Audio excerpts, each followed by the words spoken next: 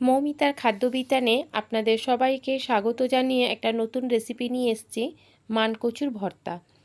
দেখুন এখানে কিছুটা পরিমাণ মানকচু আমি বাজার থেকে কিনে নিয়ে এসেছি। মানকচুটা একটু শুকিয়ে এসছে, আমি এনে রোদে দিয়েছিলাম। একদিন পর এটা আমি বাটবো। এখানে আমার যতটুকু পরিমাণ প্রয়োজন আমি মানকচু কেটে নেব।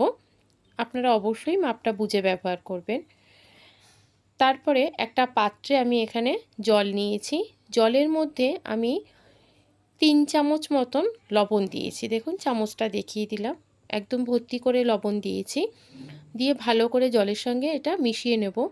এবার আমি কচুর টুকরোগুলো কেটে জলে ভিজিয়ে রাখবো। আমি আধ ঘন্টা মতন জলে কচুর টুকরোগুলো ভিজিয়ে রেখেছিলাম। এতে করে কি আমরা যখন কচুগুলো কাটবো তখন আর হাত কুটোবে না। এটা এভাবেই ভেজানো থাকবে। এবার আমি একটা পাত্রে কিছুটা লবণ নিয়ে কচুগুলোকে কুড়িয়ে নিয়েছি এবং ভালো করে সেটা জল পাল্টে পাল্টে একদম পরিষ্কার করে চটকে ধুয়ে নিয়েছি। আমার হাত কিন্তু একটুকু চুলকায়নি। দেখুন এইভাবে আমি কষলে ধুয়ে নিয়েছি। আমি হাতকুড়ানির সাহায্যে এটাকে প্রথমে কুড়িয়ে নিয়েছি, তারপরে আমি এটা মিক্সিতে দিয়ে বাটবো। আপনারা এটা শিলেও বেটে নিতে পারেন। দেখুন কচুর মধ্যে আমি এখানে 5-6টা লঙ্কা দিয়েছি, একটা গোটা টমেটো দিয়েছি ছোট সাইজের, আর দেব নারকেল কুড়োনো। এখানে 1 মুঠ মতন নারকেল কুড়োনো দিয়েছি, আর সামান্য একটু লবণ দিয়ে আমি ভালো করে এটাকে বেটে নেব। আমি মিক্সিতে বেটেছি, আপনারা যদি চান এটা হাতেও শিলেতে বেটে নিতে পারেন।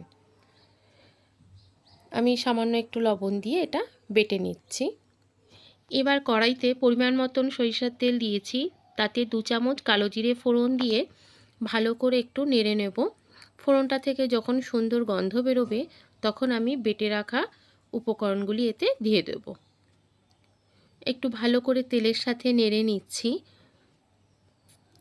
দেখুন হাতে বাটলে এরকম মিহি করে যারা বাটতে পারবেন তো খুব ভালো, না হলেও অসুবিধা নেই, ভীষণ ভালো লাগে খেতে, এটা করে দেখবেন।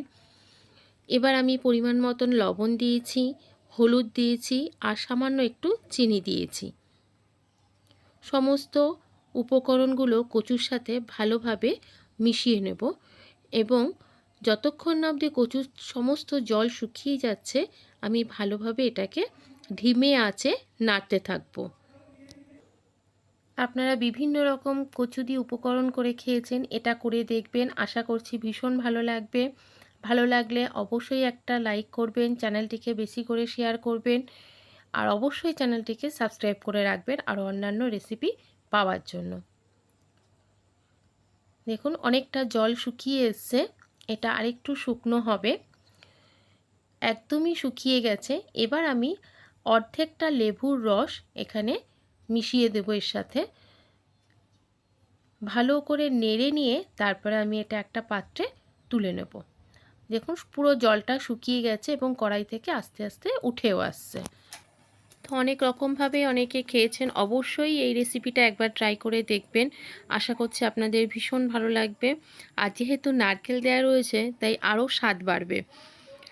তো আমার রেসিপিটা সম্পূর্ণ তৈরি হয়ে গেছে। পরিবেশন করার জন্য মানকচুর ভর্তা একদম তৈরি। এতক্ষণ সাথে থেকে সম্পূর্ণ ভিডিওটি দেখবার জন্য আপনাদেরকে অসংখ্য ধন্যবাদ। যারা চ্যানেলটিকে সাবস্ক্রাইব করেছেন তাদেরকে আবারও ধন্যবাদ জানাচ্ছি। যারা করেননি আশা করছি তারাও পাশে থাকবেন এবং এগিয়ে যেতে সাহায্য করবেন।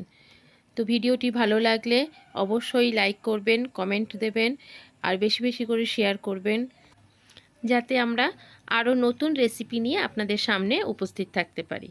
ধন্যবাদ।